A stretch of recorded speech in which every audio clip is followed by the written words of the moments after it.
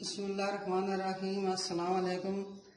आज मैं अपनी रसोई चो केले ते आइसक्रीम ना शेक बनाना सिखानी है। जिसने वास्ते केले वे, बर्फ है, आइसक्रीम है, जामे शीरी है, दूध है। सब तो पहले मैं केला शामिल करने लगी हूँ। रमज़ान आ गया, स्पेशल रमज़ान में बर्फ,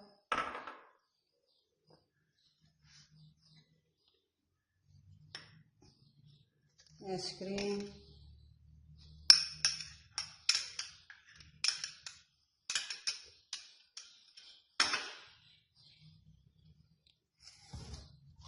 जामे शीरी,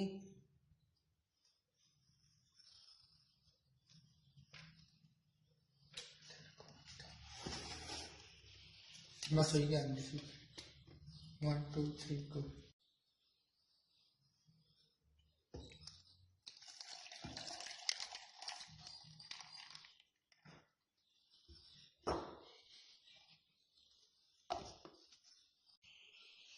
केले तो आइसक्रीम में शेक होना तैयार हो गया हुआ।